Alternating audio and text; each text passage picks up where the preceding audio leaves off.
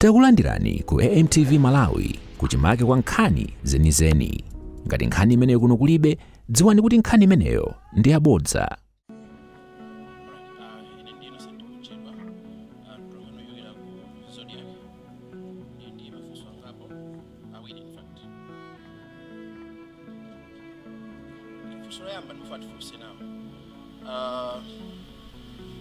Makambaza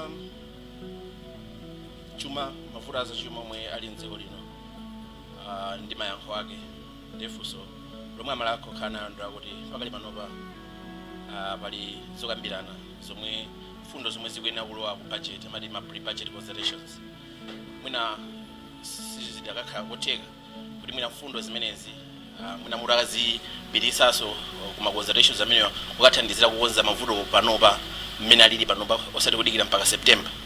Funso loyamba ndemeneyo.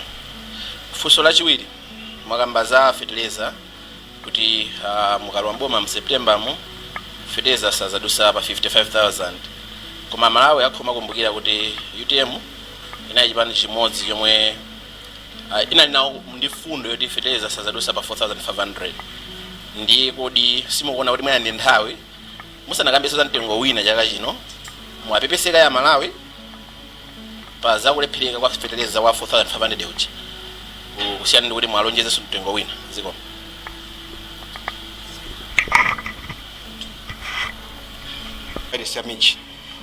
Funso langa ndi makamaka likukhuza kwambiri pa nkhani ya zachuma imene mwafotokoza kuti dziko lino likulephera kutukuka kamba ka ngongole zimene tili nazo padakali pano.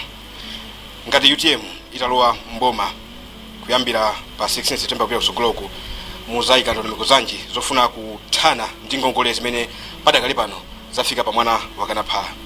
Funso lachiwiri munakamba nkhani yokhuza misalignment ya kwacha potengera ku mabanki ndi misika imene akambirembere panopa akupindula nayo pogwisa ntchito.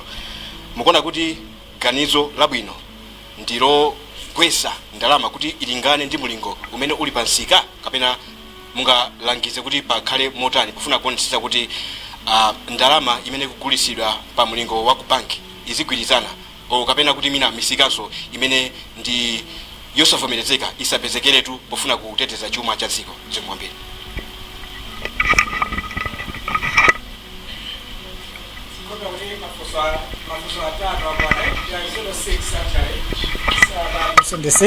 Ndiyankhe amenewo ndiyambe ndi Robert Mbete wafunso kulotsiriza ndizipita in reverse.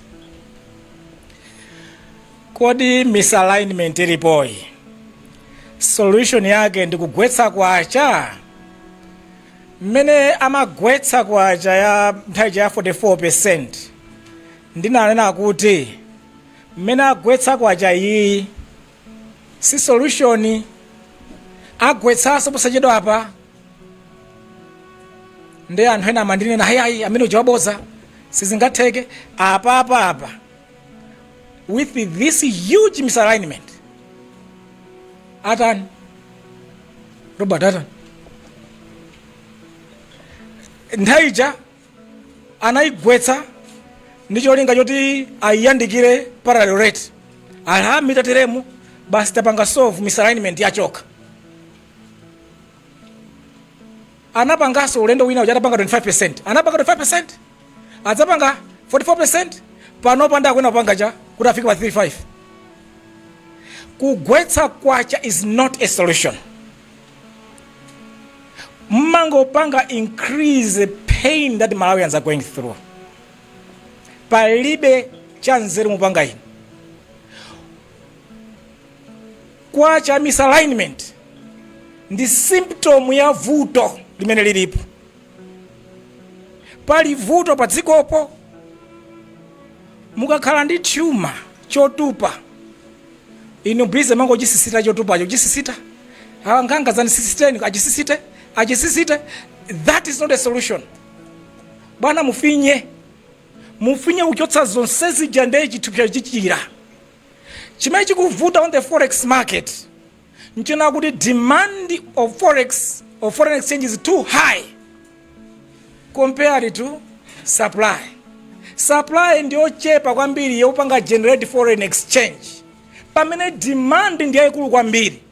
Ndi pamene demand yakwera, supply ndochepa, mtengo wa china chilichonse umakwera. Simple economics. Amene akupanga demand kodi forex ndani? Boma, number one. Boma account for 60 to 70% of the demand on forex.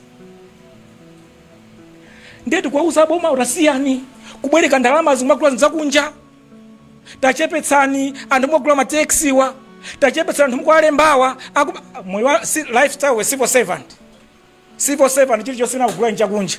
Shoprite apita akagula KFC, akagula zopa zake kunja, akagula ma fridge master. So moyo wao wonse akugula zinthu kunja, boma also zake zonse zakunja. Nde boma likabwereka ndalama ya kwacha in the domestic economy, my savings, my deposits, and the pump that 1 trillion kukagulira zakunja, that is equal to 3 months of import cover. Aipanga wipe out yonse woka.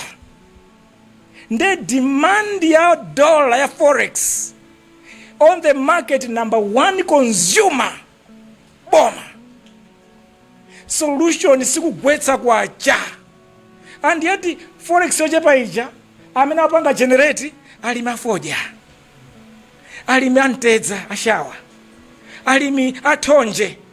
Ndikathonje gacha kafoja gacha akapititsa kunja, ndikamene kabweretsa dola ija ikabwera, amene akuija kuikukuta yonse ija anthu akapita hero aboma akagule ma tax, alipirane ndalama kwa embassy, apangire chakuti ayendere and so forth.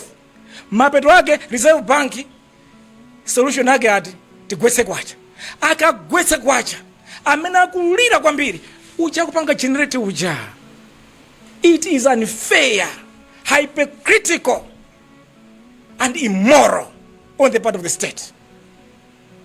And amene apanga foja alima apanga generate forex, mamodi forex jekamkuda fertilizer wao akhale pa mtengo wabwino. Lero fertilizer apanga land on a very, very high price, penalizing the same farmers that produce the little forex, and yet eaten by people in Capitol Hill. Ndiye aja nyambita. Actually iwe ndine utipita kuja bank tikasake forex, iwo aja akapita immediately ituluka. Chili simena afuna agule ituluka, kuma wina watu wa business afuna apange business akagule mankhwala kunja wa pharmacy sampatsa forex. Kuma aboma mina kuyendera akupangira chani akapatsa there and then on the spot forex. Akuja forex ndiena, akupeza forex ndiena. The private sector imene imati thandizire kupeza forex, it's denied forex kuti ikapeze ma raw materials to run their businesses. Kugwetsa kwacha, let me repeat, it's not a solution. Ndipo ifeyo a UTM tikalwa mboma sitizagwetsa kwacha over 5 years period. Actually, if tizaipanga appreciate kwacha, simple, do your maths correctly, raise supply of forex, cut back on demand for forex. Supply of forex kango chuluka, demand yatsika, muiona kwacha ya kungosekerera payoka. Muiona kwacha ija muli 3 months 6 months of import cover, muli ma dollars okoka inte economy kuswa kwacha. What do? You appreciate. And maiko ina isiza apanga. Actually ifetu kuyangana kuti Mungu wangu Dalitsa kuti titatakwira ntchito bwino kwacha cheza chose pa 1700 eja izabwerereso back. Maiko ina nacho kuchosa zero yamba kuchosa zero wachiwiri. Ifeo titakandi huge excess supply of forex. Tikuti zapanga invest in mining, my mines 10. Tisapanga invest in tourism, 500 billion kwa chaka in tourism. Iza libwetsera ndalama. Tisapanga invest in manufacturing, 500 billion chaka in manufacturing. Tisapanga overhaul agriculture. Tisapanga produce zambi, tisapanga invest 500 billion kwa every in agriculture and value addition. Tiza rutsa zambiri zopita kunja as we get forex yambiri. Boma ife tizasiya kwenda ina. Sitizapanga zimene zomapanga zomavakasha zomatandizasiya zonsezija. Demand ya boma yonse tizaitsitsa pansi kwambiri. Atsangotenga private sector kwa forex available. Munsachita kuonanso kuti kodi Malawi akhoza kusintha chonchi. There are countries in Asia amene amakhala ndi vuto la mgonagona lovutika forex chaka ndi chaka lero kapitako they have surplus forex chifukwa anafika potopa nadzo kuti izizizi let's go this way, and that's why they are where they are. Actually ngati solution yanu yakuti kwa dola yavuta tigwetse kwacha mukupanga chase black market, parallel market, you are going to chase the black market forever. That is classical economic theory. Mukamapanga chase parallel market, mmaipanga chase forever. It's not a solution at all. I thought in the Yankee comprehensively, hopefully once and for all, that question. Chachiwiri ndiyanke ndi ndondomeko ndiyanke beiwe mojen Robert ndondomeko zothana ndi ngongole kuti ngongole zativuta tidzatani ndi ngongole. Simple as well. Munthu obwereka akatenge ukapatapira apita kwa akatenge chani akwenera siyo bwereka basi. Ulibe so choice. Ukwenera kusiya kubwereka basi. Iweyo kuti zikuendere usiye kubwereka basi. Palibe so njira ina usiye kubwereka. Ndiye ifeyo tidzasiya bwanji kubwereka. Malo mwalemba anthu 900 chakuti or 1000 chakuti state house. Tidzakandi a very very lean state house. Anthu ochepa kwambiri state house. Mamo khani ma PS 70 chakuti mudzakhali ma PS muli ma ministries 18 mukhali ma PS 18. Mamo khani ma directors mwina less than 100. Mamo khani ma directors 400 chakuti amene alipo kali pano mukhali ma less than 100. Mamo khani ma PA ambirimbiri mbwe cut back. Mamo di ma embassies mukhali 20 30 50. Ndili ku foreign affairs uje ndili PS foreign affairs. Maemba sezera na pesa kuli 50, kwina kuli 49, kwina kuli chani, and tinagwirizana bwanji tichepetse. Tili kumaemba sebazifukwa 5. Tufuna kumaemba seku kuti no tizipanga promote trade, tizipanga promote tourism, tizipanga promote FDI investments, tizipanga promote financial support. Mwina zina za sukuni mankhwala and 5. Tikani ma 5 attaches, one on each one of these. Every embassy, a minimum or not more than 5. And when I was at Nabweretsako, when I think those tough measures, kuti ku state house kuchati kuchotsa and wonse chabango ponda na mise timangova nkhani pa social media mongo lembana zichi achotsa and oseja atserwa and 15. After all, akhoza kwapanga save kunoso a very efficient la president.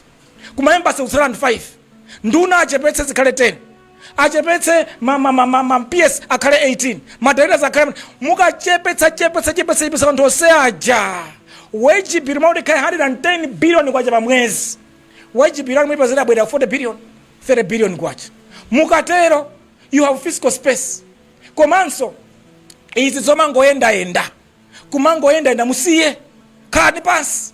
Mukatero muchepetsa zobwereka. Komanso mukachepetsa anthu aja. Anthu oti mwapatse ma allowance amafuta apatsana ma allowance kandi 1000 liters every month. Anthu opatsidwa mafuta aje mwachepetsere ma allowance amafutawo. Komanso mafutawo mulira ndo ochepa mudzapatsa ndo ochepa. Komanso magali motakhala ochepa. Ma spare parts so mukoza kuchepetsa zambiri mbomamo. Ndiye mama oti mudzononga ndrama zambiri onowarati mudzononga ndrama zochepa. Mukaononga ndrama zochepa MRA chaka ndi chaka imatolera about 3.4 trillion. Ikatola 3.4 trillion zinthu zimene lero lakuzilipira kwambiri lero. One is interest payments, 1.5 trillion kwacha. 2 is masalary around 1.4 trillion kwacha. Ndiye kuti MRA ndrama zimene atolera zonse zathu. Ndiye mulimbane kwambiri ndi wage bill by bringing down wage bill. Mupeza mapanga create fiscal space. Debt yanu yomwaitenga 15 trillion, you must restructure it. Muipange restructure and reorganize. Ife ayutie mutikala mboma. Ngongole yonseje tikainenerera. Tikaipanga renegotiate in terms of the terms, in terms of the tenure and everything else. Instead of paying 1.4 trillion interest payments bachaka, we can bring it down to around 400 billion, 300 billion. By renegotiating all that debt, to make sure that we have restructured it, reorganized it, and changed it. In that way, wage bill gatsika, interest payments ikatsika, let's say we're only spending about 2 trillion kwacha pa ndalama zimene mwala ikutolera. Ndiye kuti kutsala ndi 1.5 trillion, if you don't 1 trillion to run everything else and you use the other one kupanga sort out mavuto amene alipo ochepetsa ngongole and so forth. Ndiye tikatero ngongole zathu yazikhala basi no tayamba kuenda bwino. There isn't any easier way around it. Palibe kupemphera ati kuzapita mapiri wonse kumaliza. Koma ngati sitingakonze kupanga zoyenera palibe ndiye tingathe kuthandizira dziko lino kuti zikonzeke. Joseph Mazizi 1 million jobs kuti mwaitaya mwaitula sinaitule actually 1 million jobs ija imagwirizana ndi nthawi imene ija mukayang'ana chiwerengero chathu in 2014 tinali about 16 million Malawians about 16 million Malawians. Half ya chiwerengero chathu 8 million inali below the age of 20. The other so if you take half below the age of 20, ndiye kuti 16 talking about 8 million below the age of 20, and then 8 million above 20. Komano pa 8 million ipo and the elderly above 60 who are around 2 million or so. So anthu amene munali nawo ofunika akhale muzintchito we around 5 to 6 million Malawians in 2014. Panopo chiwerengero chili 21 million panopa ija. Ndiye mpange half 50% of Malawians are below the age of 20. Ndiye kuti 10 million are below the age of the age 20. Kwambiri kwa iwo ndi education imene tunapanga focus on. And then another 2 million above 60. Ndiye kuti ndi about 8 to 9 million Malawians amene sali pa ntchito. So each 1 million jobs panopa singagwire. Chifukwa you have 8-9 million people that need employment. Over a 5-year period, you need to make sure that akhale pa ntchito. If it's going to za 1 million jobs per ujeni, tukuyang'ana za full employment. Every Malawian oyenera kugwira ntchito akhale mu ntchito. How are we going to achieve that? How are we going to achieve that? That's why I take a program yoti zapange finance overhauling of our agriculture system. Kuna kuti tikapanga finance 500 billion kwacha annual in agriculture. Ndiye kuti amene akulima thonje alitenge thonje into ginning factories, into spinning, into cloth making, into export of ma uniforms zinazotero akuchipatala amasukulu asilikali polisi ndena otero. If we do that, invest seriously in agriculture, mega farms, irrigation and the production of rice, production of pulses, ndima factories, ma ginning factories, ma factories or ma canning factories obanga ma fruits ose country wide kunkhata beko ni malo ena sira tikapanga invest seriously in agriculture, we will create thousands and thousands, hundreds of thousands of jobs in there.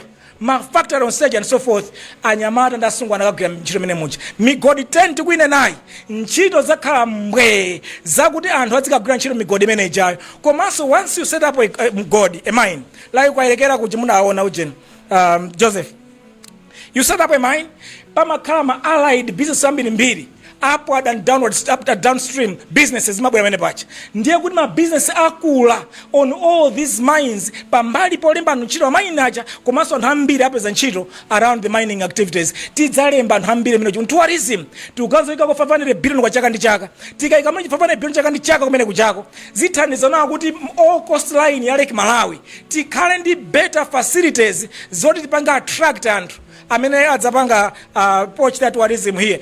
Timana za Likoma want to turn into a paradise of Malawi. Kumene kujako 100 billion every mutumza kulikoma every year.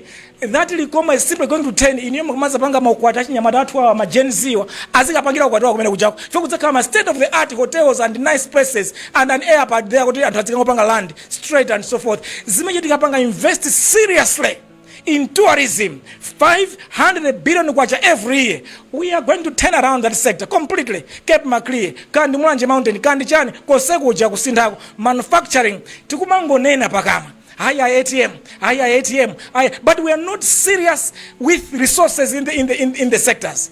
These sectors needs a lot of resources. Tikeko ndalama zokwani na manufacturing tukamba zoti area 55 ija tipange 10 into a production zone, tipange 10 Blantyre Lilongwe mmene anapangira ma president ambuyo kukani Makata kukani Kanengo tibwerezenso zimene ziyazo big factory sites tizipanga mene kuja electronic gadgets tizipanga mene kuja building of cars and so forth, ma cell phones and zina zotero.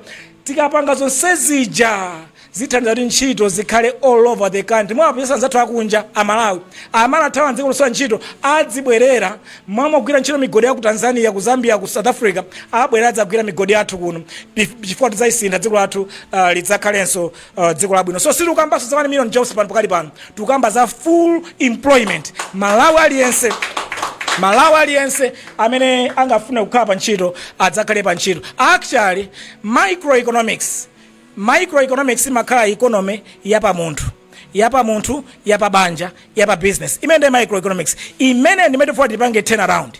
Munthu aliyense akamagwira ntchito 8 hours and above, ntchito imene ikumpatsa ndalama zomukwanira ndi zomuyenera, ndiye kuti in terms of microeconomy yeuja tamukonzera permanently.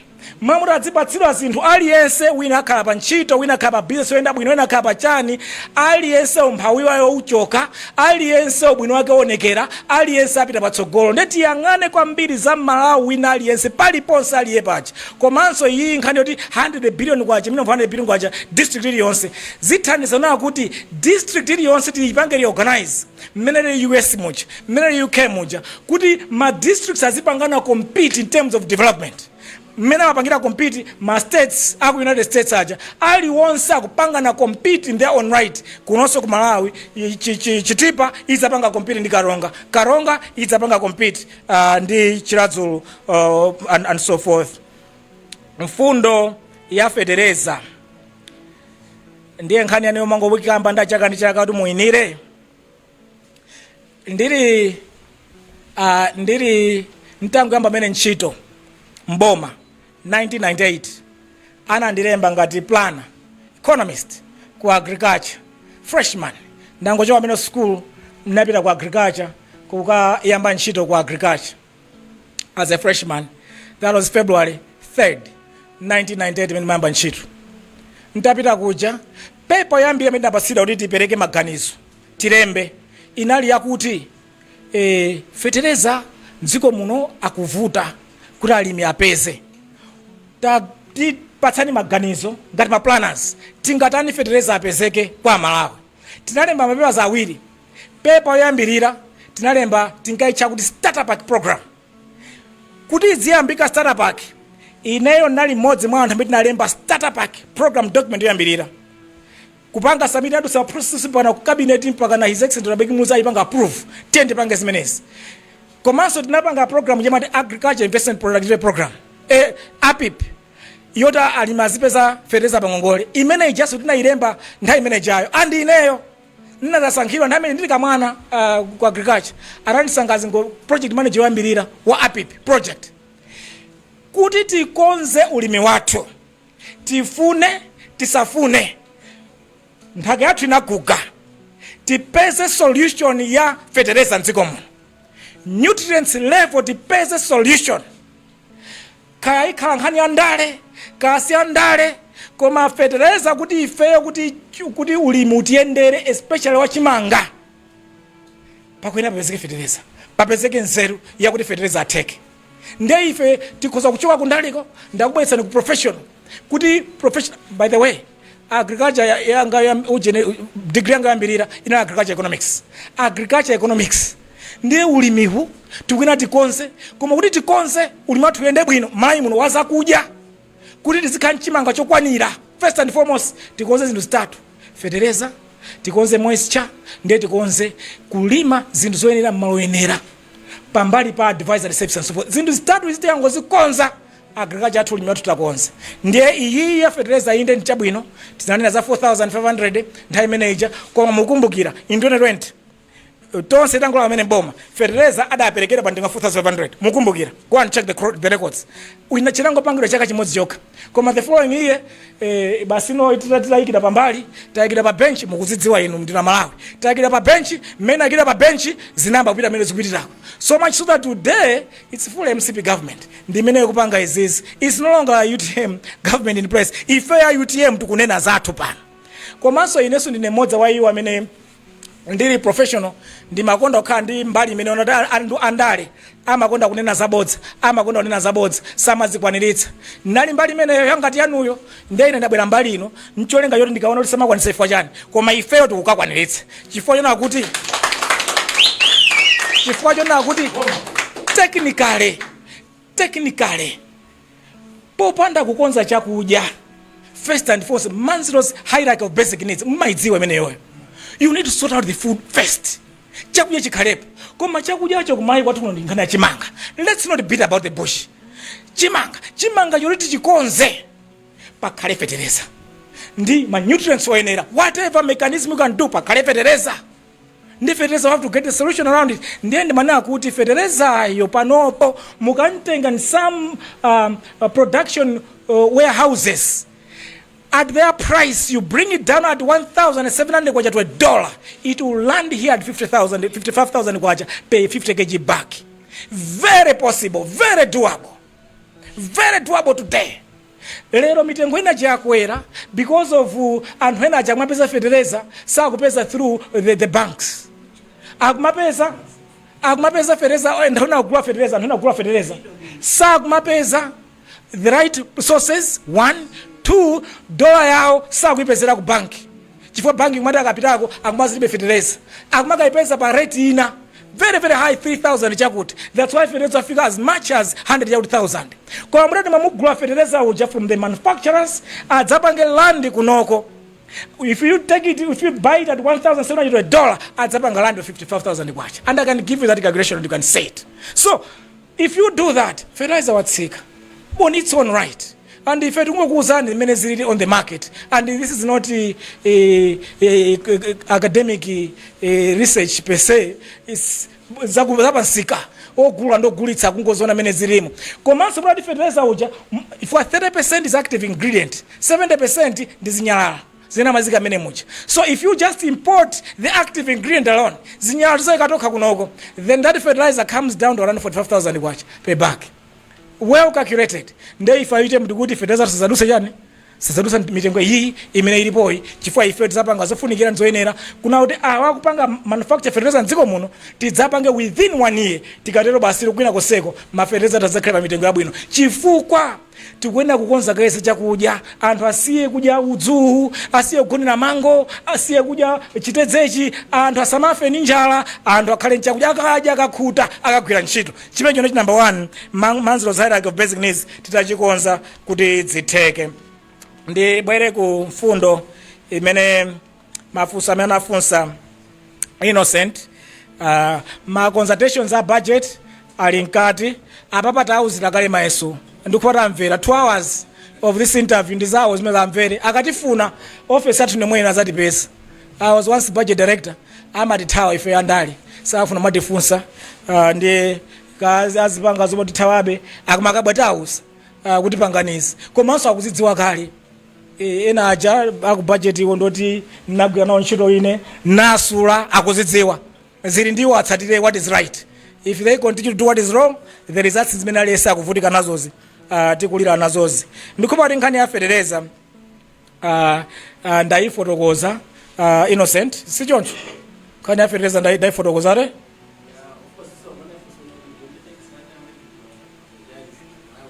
indakuza na kuti first year ya tonse government in 2020 fertilizer anafika 4,500 ndipo anthu anda fertilizer nalambiri mbiri koma ito zone one season anchaka chimene tinakolola kwambiri kenako atika pa bench oimba okhala pa uje satani wapakali ya satani ndiye ifa UTM takhala tili pakali ala ndayo sei itimango aona mena kuchitira mdati hai akuti they would do it in MCP way. So MCP way nimene kuchitikai ndimeta ionerai and if there's not need and reason to apologize because what we said was right and we maintain it and that's what we're going to do.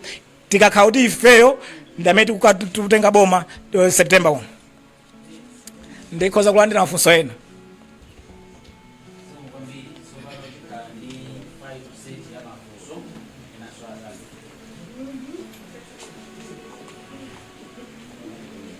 Zimenezo mudzachita osati muzizabwiraso ndi ma explanations kapena kufotokozera chifukwa pano tidamva kuti atikuyendetsa boma atisi chinthu cha masewera nde anthu ankalankhula zambirimbiri mbuyomu koma pano anthu ambiri akuti amamva my explanations kodi inunso simudzabweranso nkumadza ngofotokozera kuti ayi kwakuti kuli nkhondo kwakuti kuli chani chifukwa mukalankhula chonchi kenaka mukalowa mboma kumayamba kuchitika zinthu zachilendo ndi chani chimene anthu akhoza kugwira ziko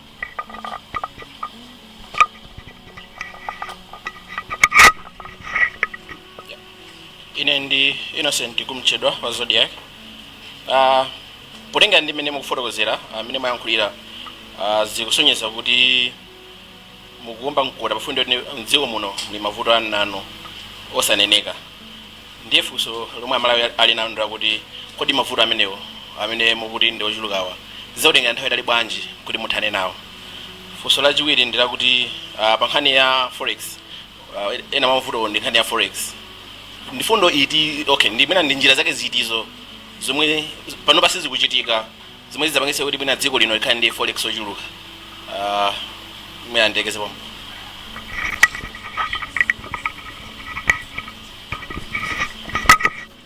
Ine ndi Ronald Judge kuchokera ku Ngoma FM. Funso langa ndi limodzi lokhudza limodzi mwa mavuto amene Amalawi kunjawo kumana nawo amene mwina asindinamve bwinobwino mukuwagunda nkhani yokhudza kusowa kwa mafuta. Panopa sizili bwino mwina kunjawo nkhani ya mafuta. Timafuna titamva kuti inu ngati UTM mwayika njira zotani zimene ngati mungalowe mboma pa 16 September chaka chino mudzatsatira ndondomeko zimenezo pothana ndi vuto la kusowa kwa mafuta. Zomwe kwambiri amene ndi mafunso athu omaliza. Pomalizira penipeniso pali pempho lokuti president athu akhalanso ndi ka brief summary mu Chingerezi kutengera kwa enaso amene ali kunja kuti mvetsera program yathuyi kuti enawonso athe kuzitsatira bwinobwino. Ndiye mafunso amalizira pamene pati ngoti loti ayankhe akamaliza kuyankha ndiye kuti unati pasaka brief summary kazonse zimene zafotokozeredwa pano. Zikomo kwambiri.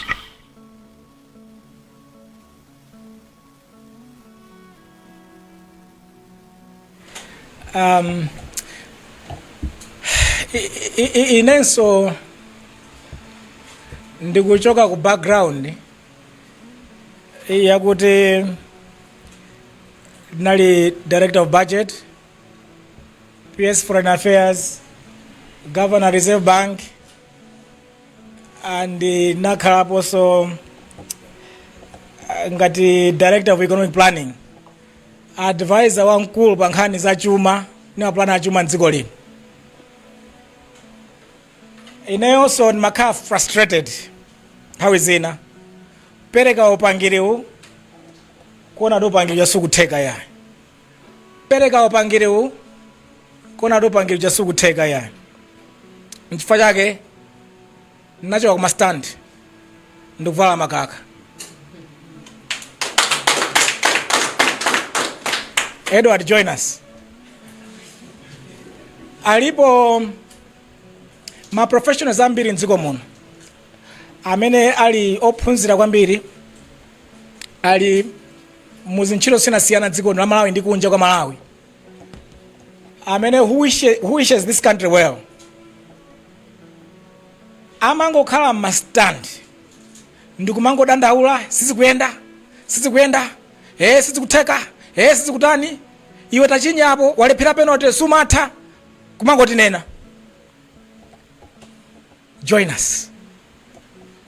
September kuli masankho, general election, councillor, MP, president. Bwerani makosana. Nthawi yolozana chala zatha. Samangoloza chala andalewa mbulichanza ayi numangonena zinthu simazichita. Mangonena simazichita bwerani zabangire limodzi zinthuzi. Inenso ndaloza chalayo ndenda bwera mbali ino ndicholinga chona kuti zimene zimandi pweteka zimandi dinya mbaliyo ndazi nzanga kuti zikwaniritse. Nde palibeso kambozo mwimba mlandu wina wake iya inunso bwerani muti joine tisizayimbane mlandu. Ife for 25 years timapanga complain ndiye pano tavala jombo ndimene ndikuvalira mutu nkanakhala gavana sinkanavala chonche yayi tavala tili pa ground field of play matope simapakire mmaona amene amandipakira mucha kundipaka mbali kunditsira matope na mbali ina timatsirana matope ndiye kundaleko kumene koko kagonetsana uku kaendetsana uku pakana matope kwambiri tizapakane matope kunoko tikapakana koma as long as September tikalamboma tipange what is right for Malawians. Ndiye don't judge us by them. At least DPP yakhala komboma, UTF yakhala komboma, MCP yakhala komboma, ifa UTM sitinakhala komboma pachongolero. Nde musatipake matope ayi na kutipaka ife yayi.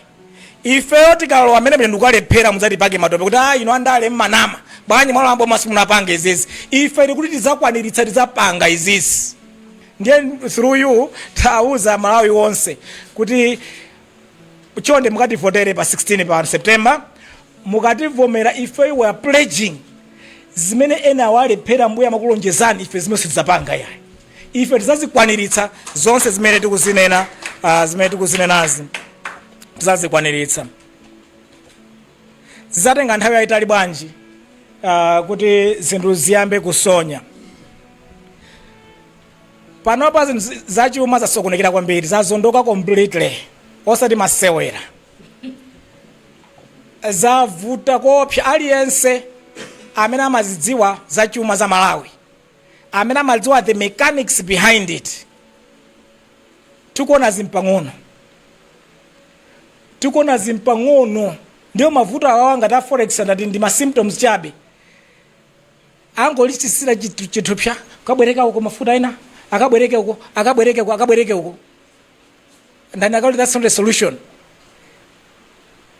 kusisira chithupsa ma symptoms chabe akufunika apite kugwero la mavuto amene tili nawowa akakonze mafuwa aja atatu a fiscal monetary exchange rate akangokonza those are the three anchors of the economy akangokonza pamene pachi zinthu ziyamba kwenda bwino.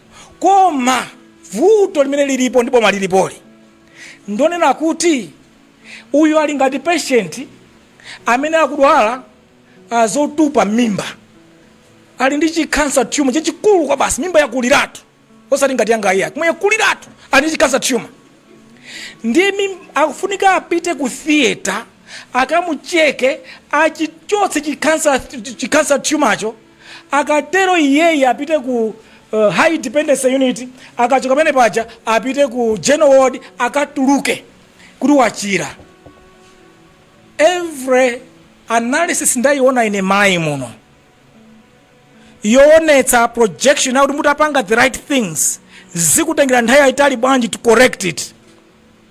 The minimum is 3 months. On average, it's 9 months. The longest is 18 months. Koma ndiye kuti patient jamunisiti mwamucheka mwachosa chilichonse ndi kumusokanso abwerere ku theater. Koma kuti muicheke fiscal aikwanitsa walipowa. General election is just 7 months away.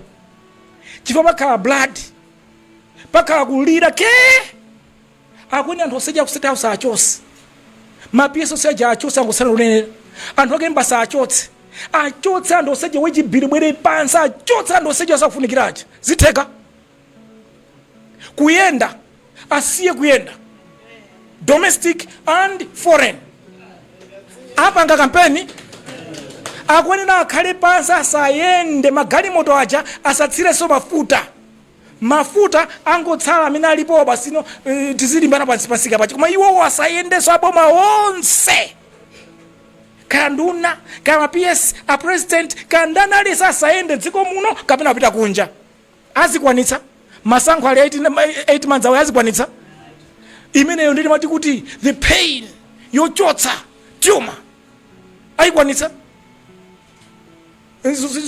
zomapanga ma service yenje zonse zogula zonse imitse ma project wonse ime tiyambe kupanga heal the economy patient tifuna kuti chotse chithupsa akachire zitheka nthawi yawathera sizingatheke. Nthawi nake ndikuyamba ndi Brian Banda ndinanena kuti pa interview a president ali to choice anena kuti pano ningolimbana kale za masankho chuma tizachikonza tikadusa masankho kapena apo b anene masankho I've given up ndifuna kuti economy ndikonze anthu akuzunzika fereza wakwera anthu akugora ma filling station ndifuna ndikonze ndasiya kuyenda ndakhala pa khomo nduna zonse siyani inu ndakuchotsani azikwanitsa. So he has two choices, either apitirize kupanga kampeni kuti awine azakonza chumacho kapena anene kuti ndasiya zonse ndilimbane kukonza chuma. Impossible. Zimatengera 3 months with a very very high dosage yoti sangaikwanise ndi ife ya UTM tikuti kungolowa mboma tidzabwa ndi high dosage economic plan from day one. Ndiye tikabwa nayo imene yoyo taicheka tatumbula chuma chirachotsa 3 months 6 months mudzangoiona inflation ija down to single digit. Mudzamona kwacha uja aja kuparalelo se aja kubwerako se aja kubwerako madollars amba pesa kama banki mbwe ayamba bwerako mene kucha kwacha ija mpaka na zabwera pa 1700 pacha bwino ndi kuparalelo komwe kwena kuti kuyamba panga appreciate kumaitsitsa fedha koma that ikufunika high dosage determined government to do it. It's too late. Sanga zipange ni year 4 and 5 with administration. Izimapanga ni year 1 ya administration. Sizo tangazikwanitsa panopa achepa nazo.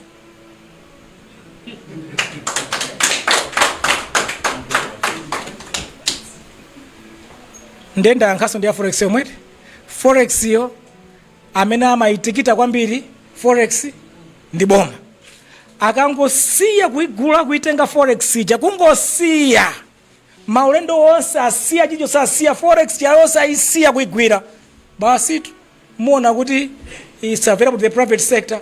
A private sector amba kupanga zinthu zothandizira dziko lino lipite patsogolo komanso tikapanga